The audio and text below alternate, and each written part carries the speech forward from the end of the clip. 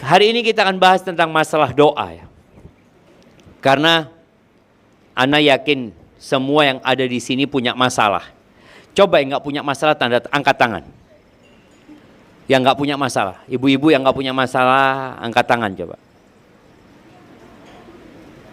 Nah, akan dikasih makanan double. Kayaknya semua punya masalah. Yang perlu kita tanyakan kepada diri kita, tatkala kita punya masalah, kemana kita larikan? Sebagian kita itu merasa nggak mampu menghadapi masalah itu. Betul, kita itu nggak ada yang mampu menghadapi masalah. Tanpa dibantu sama Allah, nggak ada yang bisa. Makanya ingat panggilan adzan saja, hayya 'alas shalah. Kita jawabnya apa?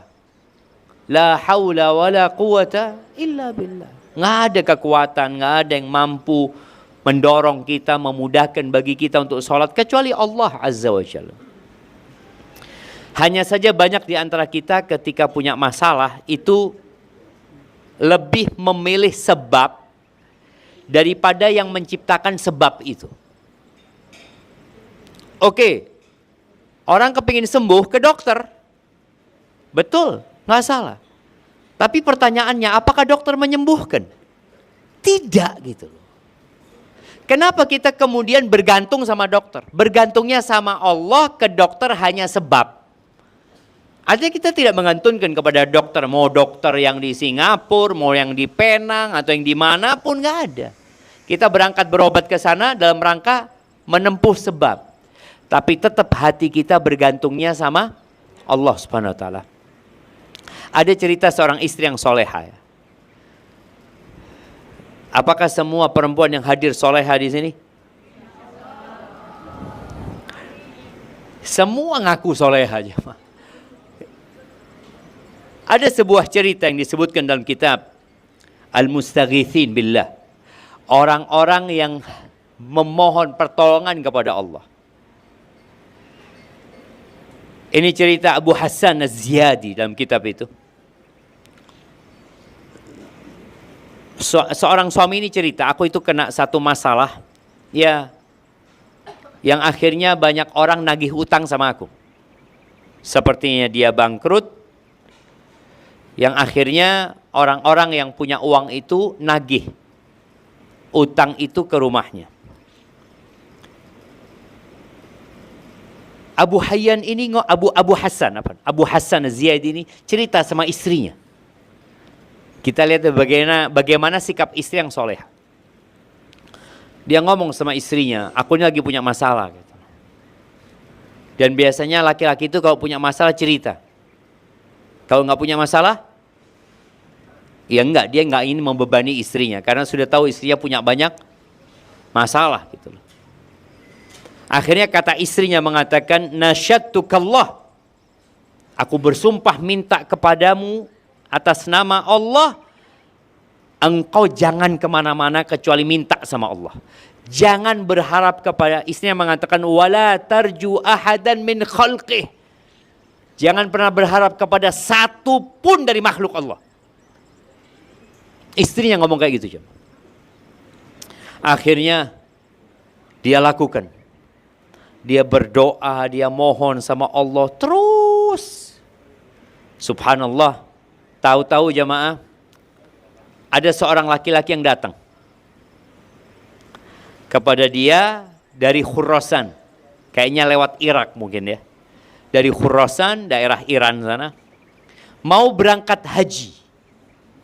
Dia mau berangkat haji. Artinya berangkat ya di bulan, mungkin bulan Syawal ya, bulan Dzulqa'dah. Dia mau berangkat haji. Kemudian karena dia ngelihat Abu Hayyan ini orang soleh, Abu Hassan orang soleh, dia ngomong, aku mau titip uang sama engkau. Tapi nanti kalau aku mau pakai, aku akan ambil. Dia mengatakan, aku akan berangkat haji, pulang haji. Dia titip uang, pulang haji mau diambil. Karena takut uang itu ditaruh di rumah, mungkin nanti ada masalah, dia titipkan. Nanti pulang dari haji, aku ambil. Engkau mau pakai fadhol, tapi pulang haji, uangnya harus ada. Subhanallah, diambil ini uang jamaah. Tadi, ketika kita bergantung sama Allah, Allah akan gerakkan makhluknya untuk membantu kita. Diambil, nggak tahu orang ini kalau Abu Hasan punya masalah.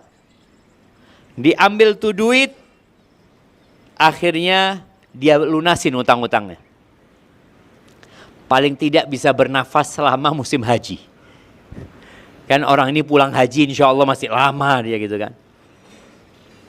Kemudian tahu-tahu orang itu datang nagih utangnya. Ketika nagih utangnya dia ngomong, mana uangku? Kata dia, aku nggak bisa ngasih engkau sekarang, kata dia. Besok ya, biasa orang kalau punya utang itu selalu janji. Besok insya Allah aku lunasin. Kemana Abu Hasan? Ke istrinya lagi. Subhanallah ya. Ni'maz zaujatu salihah. Kalau punya istri salihah itu Masya Allah. Tenang suami itu. Dia datang ngomong sama istrinya. Kondisinya seperti ini. Apa kata istrinya? Irji ilallah. Kembali engkau kepada Allah. Minta lagi sama Allah Azza wa Jalla. Falaysa yamliku kashfa hadzal karb anna ghairuhu. Enggak ada yang bisa menyelesaikan kesulitan kita kecuali dia. Kita tuh kadang-kadang kalau punya masalah kita cari orang sudah. Oh mungkin fulan bisa bantu kita. Mungkin fulan bisa bantu kita. Kita cari itu. Allah terakhir. Kalau sudah nggak bisa baru. Ini sang istri mengatakan dari awal sudah ngasih tahu nggak ada yang bisa menyelesaikan masalahmu kecuali Allah. Dan betul coba. Apa kata Abu Hasan? Faraja'tu atadarra ila Allah azza wa jalla fi tilka al-lailah. Malam hari itu aku doa minta sama Allah Subhanahu wa taala agar dimudahkan urusannya. Diangkat balaknya. Pokoknya semua doa dia panjatkan. Dia minta sama Allah SWT. Selesai itu usaha. Dia cerita faraqibtu baghlagti fil ghalas. Aku naik keledai. Baghla itu bukan bighal ya. Bighal itu campuran kuda sama keledai. Aku naik di waktu ya subuh atau habis subuh. Dan aku nggak tahu mau kemana. Pokoknya jalan. Kemudian aku nyebrang sungai. Menuju ke daerah namanya Maghram. Dan dia mengatakan aku itu nggak tahu mau kemana. Pokoknya aku jalan aja sudah. Wastaqbalani rajulun rakib. Tahu-tahu ada orang naik kendaraan juga, jumpain aku. Orang ini ngomong, aku diutus untuk jumpain engkau, kata dia. Waman ba'athak? Siapa yang ngutus engkau, kata dia. Kata dia Dinar bin Abdullah. Dinar bin Abdullah namanya. Akhirnya karena diutus untuk jumpain Dinar, berangkatlah menjumpai Dinar. Ketika duduk ketemu sama Dinar ini, Ibn Abdullah, dia tanya, masalahmu apa gitu loh. Gimana kondisimu sekarang, kata dia. Fakultu lahu, katanya Abu Hasan mengatakan, loh aku yang mau tanya sama engkau. Kenapa engkau kirim orang agar aku jumpain engkau? Terus kenapa engkau tanya tentang urusanku gitu loh. Ada apa ini? Gitu. Kata Dinar bin Abdullah, manimtu hadhil lailah illa atani atin. Aku semalam setiap tidur ada orang yang datang sama aku. Mimpi, kata dia. Yaqulu Abu Sufyan az-Ziyadi. Abu Hasan atau Abu Sufyan az-Ziyadi. Ta'arraf khabarahu waqfihi ma'ahammahu. Dalam mimpiku ada yang mengatakan, engkau jumpain Abu Sufyan az-Ziyadi. Engkau cari kabar tentang dia, dan engkau cukupin urusan dia. Bayangkan ya, Allah itu akan bikin sebab. Nih orang nggak tahu apa urusannya fulan ya. Istri cuma ngomong, kok nggak usah cerita siapa-siapa gitu loh. Cerita sama Allah gitu loh. Cerita aja sama Allah. Akhirnya baru Abu Sufyan atau Abu Hasan ini cerita. Masalahku seperti ini. Lalu Dinar bin Abdullah ngomong sama anak buahnya, datangkan 200.000 dirham. 20.000 dirham. 20.000 dirham itu kira-kira 2.000 dinar. 2.000 dinar itu 8 kilo seperempat. Enggak, 8 kilo setengah. Emas. Dikasih 8 kilo setengah emas. Kata dia, maka aku pulang. Ternyata dia berangkat tadi mau subuh, belum sholat subuh dia. Akhirnya dia pulang ke rumahnya, aku sholat subuh, yang nagih utang itu aku kasih semua uangnya dia. Lunas, masih ada sisanya. Dan alhamdulillah aku cukupin keperluan keluargaku. Walhamdulillahi kasyaful karb. Segala puji bagi Allah yang menyingkap segala kesulitan. Jadi tolong kita itu kalau punya masalah, jangan kemana-mana. Kalaupun kita menempuh sebuah sebab, jangan sampai kita bergantung sama sebab itu. Kadang-kadang kita ngomong, oh aku kenal fulan, aku kenal fulana, aku tahu sama fulan, mungkin fulan bisa bantu, mungkin, yang pasti bisa bantu kita nggak datang. Kita datang ke yang mungkin bisa bantu, yang pasti bisa bantu siapa? Cuma Allah. Tuh fulan-fulan itu semuanya nggak akan bisa bantu kita kalau Allah katakan enggak. Sampai Nabi SAW mengatakan wa'lam annal ummata, ketahuilah kalau seluruh umat manusia itu berkumpul bersatu padu ala ayyanfa'uka bisyai, dalam rangka memberikan manfaat kepadamu, nggak akan bisa ngasih manfaat kecuali Allah sudah menakdirkan yang buat engkau.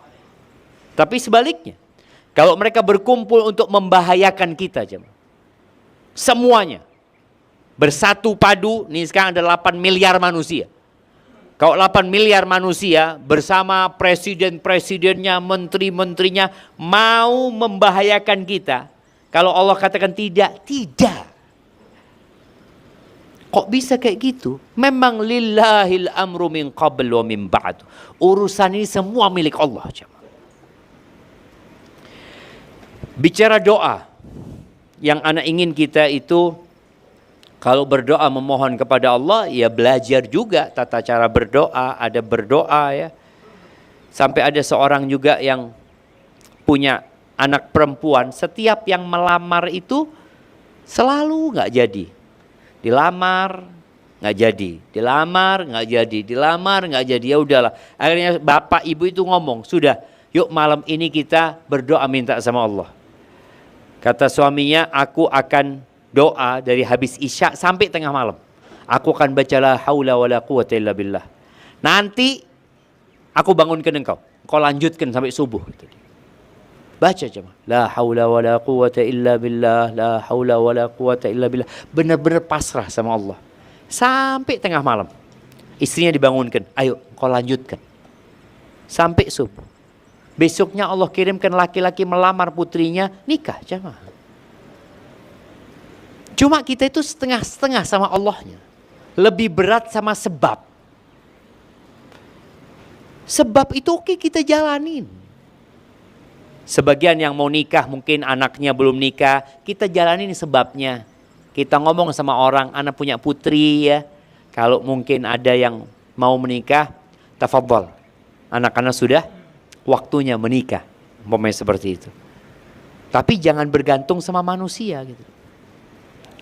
Adapun doa yang jangan dilewatkan. Ada sebuah doa yang diajarkan Rasul sallallahu alaihi wasallam.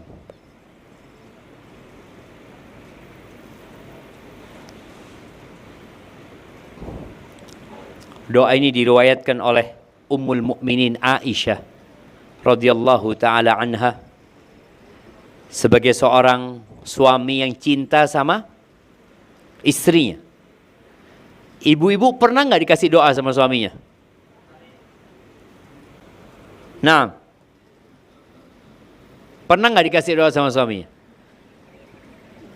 Soalnya suaminya kadang-kala kalau ngasih doa nggak diamalin sama istrinya. Jadi kadang-kala istri itu merasa suaminya bukan ustadz.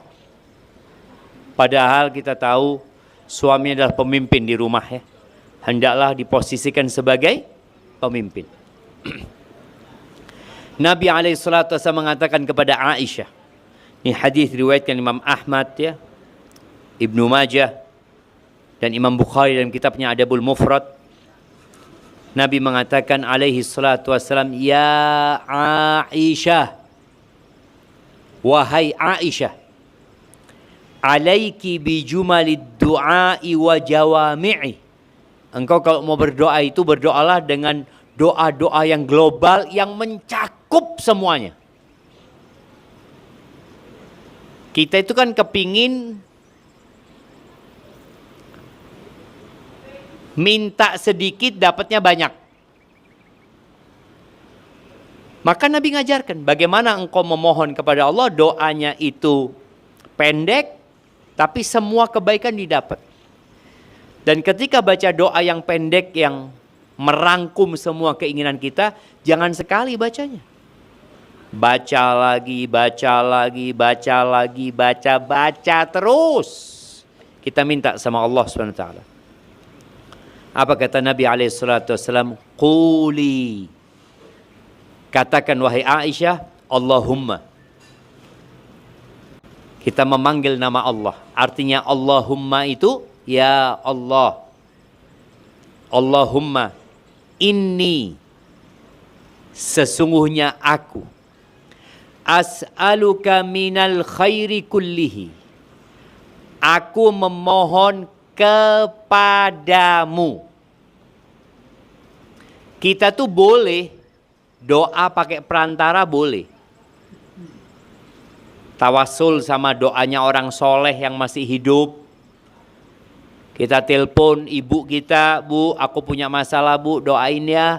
Boleh. Tapi kalau ibunya sudah meninggal dunia, nggak boleh. Di sini diajarkan minta langsung sama Allah. Ya Allah, sesungguhnya aku memohon kepadamu. Allah tuh dengar kita 24 jam. Dimanapun kita berada, kapanpun kita meminta, kita panggil ya Allah, Allahumma, Allah dengar jemaah. Minta apa? As'aluka minal khairi kullihi. Aku memohon dari kebaikan semuanya. Kita kan kalau minta kebaikan, aku minta ini, minta ini, minta ini. Ini minta semuanya. Ajilihi wa ajilihi. Minta kebaikan yang segera dan yang nanti. Kalau bicara kebaikan itu kita nggak tahu. Ada kebaikan duniawi, ada kebaikan ukhrawi. Maka minta kebaikan semuanya jemaah. Kepingin suami yang soleh, anak-anak berbakti sama orang tuanya, tetangganya yang baik, usaha lancar, sholatnya khusyuk, baca Qur'annya, didawamkan, minta semua kebaikan pokoknya. Yang segera dan yang akan datang. Oke, sudah selesai itu. Lalu ditambah lagi. Ma'alimtu minhu wa ma lam a'lam. Yang aku tahu dan yang aku nggak tahu. Pokoknya yang engkau tahu ya Allah. Aku nggak tahu itu baik buat aku, maka berikan kepada aku. Aku tahu, berikan kepada aku. Aku minta sama engkau ya Allah. Kemudian wa a'udzubika minasyarri kullihi ajilihi wa ajilihi.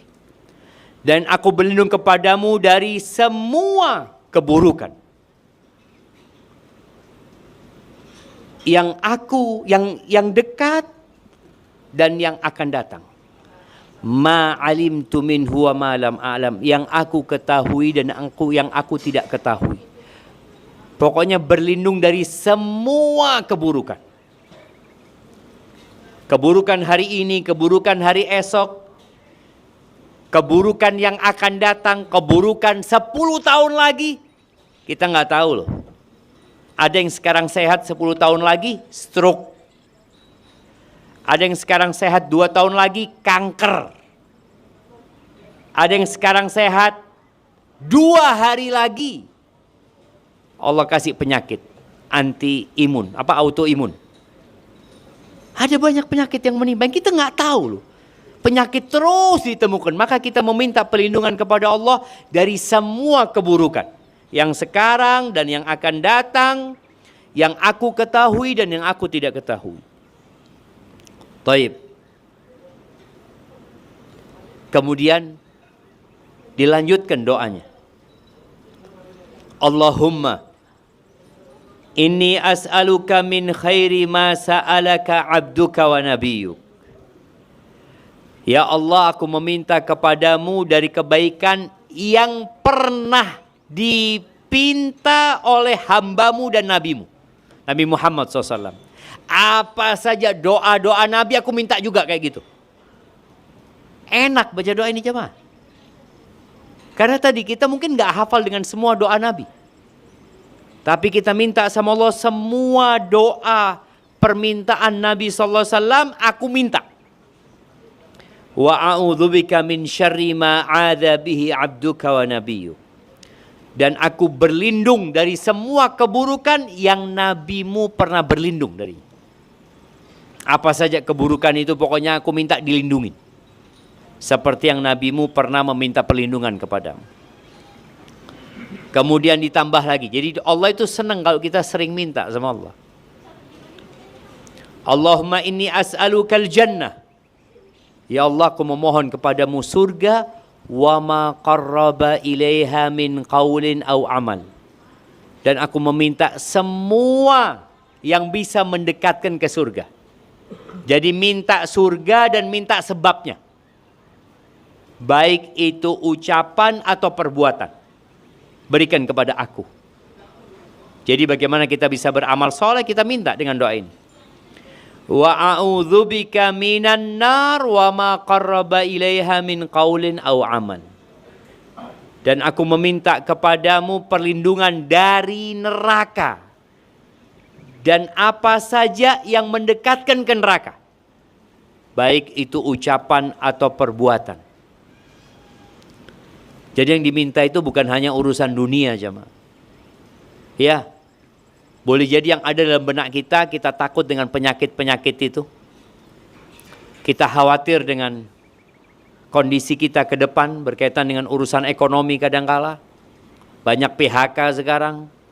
Kita takut dengan anak-anak kita, tapi ada ketakutan yang harus kita besarkan di hati kita, itu ketakutan kepada Allah dengan nerakanya. Kemudian yang terakhir, karena kita tahu doa itu pasti dikabulkan, tapi tidak selalu yang dipinta diberikan. Doa itu pasti diijabah, tapi tidak semua yang dipinta dikasih. Gimana tuh? Nah, ada yang mau jelasin? Tafadhali. Allah janji ya, ud'uni astajib lakum. Mintalah kepadaku, pasti aku jawab, kata Allah. Aku ijabah. Allah itu janji. Jadi janji Allah itu benar. Semua yang berdoa Allah akan ijabah. Tapi tidak semua yang dipinta dikasih. Faham nggak paham? Ayo jelasin yang paham. Ada mic di situ? Ya, siapa yang mau jelasin?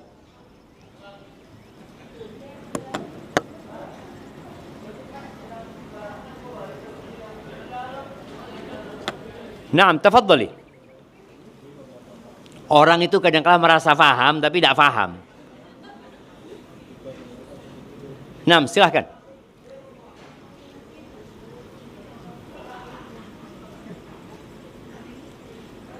Tafadhal ya. Nah, silahkan. Siap.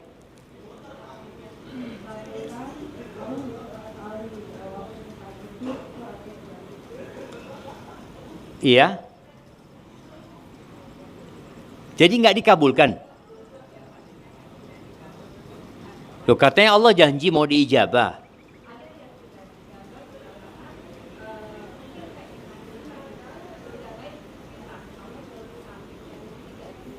Diganti. Ahsanti. Naam. Barakallahu fi. Jadi tidak semua yang dipinta itu dikasih. Tapi diijabah sama Allah. Diijabah dengan dikasih ganti tadi. Ini minta apa ibu-ibu biasanya? Minta sembuh dari penyakit. Minta sembuh dari penyakit. Tahu-tahu sampai mati penyakitnya tetap. Kita lihat loh, ada orang yang berdoa minta kesembuhan, tapi ternyata penyakitnya dibawa mati. Berarti dia kan nggak sembuh. Loh, terus gimana jawaban dari Allah?